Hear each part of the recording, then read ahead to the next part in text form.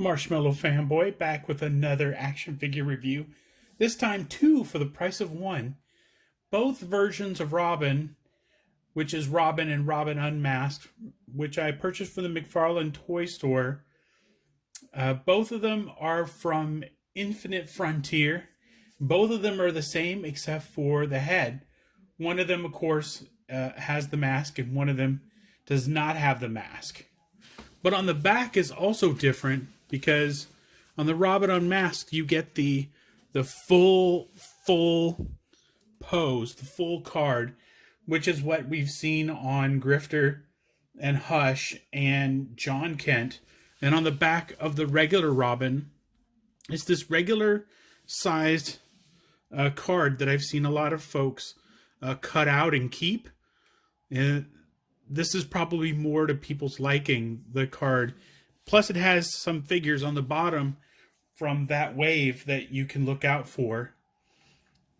And, of course, the one with the gold label does not. So I'm not sure if the ones with the gold label, like Grifter and Hush, were meant for stores or they were just straight to collectors. I haven't seen either one of them in the wild, so I'm not sure. I'm not sure if there's a general release for them. So far, so good. These characters, or these figures, look amazing. The sword is awesome. And of course, he was trained by the League of Assassins, trained by his mother. And of course, he would use a sword very, very well. So the sword is super appropriate. Also, I don't know if it's on purpose or not, but the belt buckle seems to be in the shape of a D for Damian. I'm not sure if that's true. I'm not sure if that's correct to the character, but it just a neat coincidence.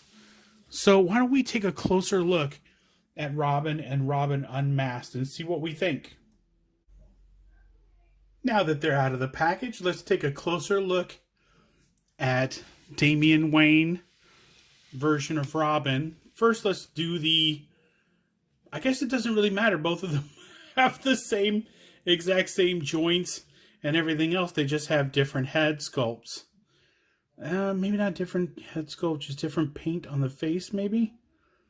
I'm not sure. So let's go over it. I have a action figure stand and the sword, which is very cool. It's enormous. Most of the swords are a little more appropriate to the size of the figure. And of course, Damian has an oversized one because he has a sort of an oversized opinion of his abilities. Of course, in recent Batman comics, it's proving that he is starting to become equal to Batman as far as detective skills and everything else. So let's see, little head tilt. Head tilt, yep. And down. Looks down. And he's got pretty good up. There's the body hides what I imagine is there's something under there. I don't know if it's a torso rocker or an ab crunch or it's at the waist, but he can do that. Oh, it's at the waist. It's got to be. He turns right at the waist. The cape is glued. I can see where the nodule comes right there. I'm sure there's folks who've taken that off and customized it. But this piece is super cool. I would never take that off. And this is more or less permanent. So it does sort of, it interferes with the posability that way. Well, let me see if he has, no, it doesn't look like there are butterfly joints under there. Let me see. No, but the arms, you get some pretty good posability out of them. And let's see, bicep swivel and double elbows, so he can put his chin on his fist and think about things. I wonder what Jon Kent is doing all the way in the future, and I wonder if I can hang out with him eventually. Spoiler alert, he does go to the future and hangs out with Jon Kent with the Legion of Superheroes. That was a while ago, so no, it's not really a big spoiler. So usual, I think that's just normal pin joint. No, there's a little bit of, some McFarlane leg joints. Very cool, but he can do this, very flexible. which is excellent because the character's super acrobatic. So that is a really nice touch. Let's see if the... Oh, nope, I just broke that off. Put it right back on. Okay, so no thigh swivel. Let's see, the knees are double pin. Let me see if I can bend that up.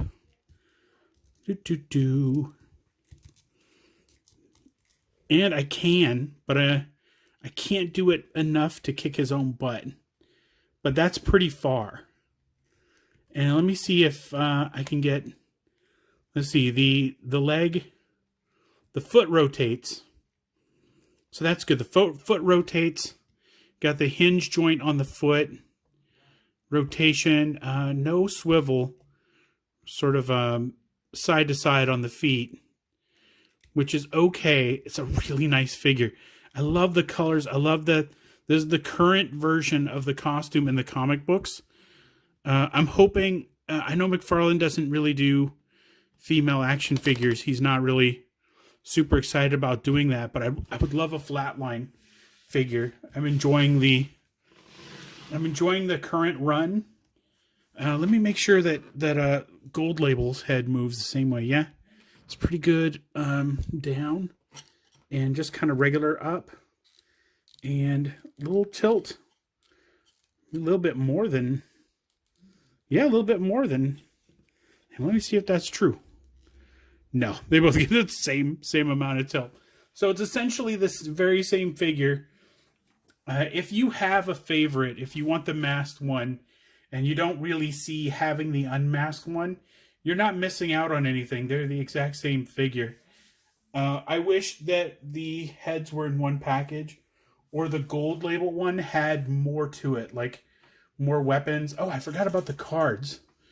Let's see, the unmasked one is over here. 2 different images for the 2 different figures, which is a nice touch. And like I was saying, I wish the Gold Label one had a little bit more to it. A little, maybe more weapons. Maybe the paint was slightly different or something. But I am happy with it, though.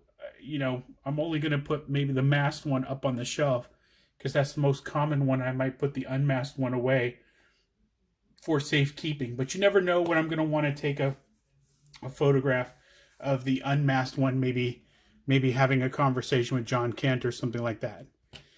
But for now, this was an excellent purchase. I'm happy with it. And until next time, enjoy your toys.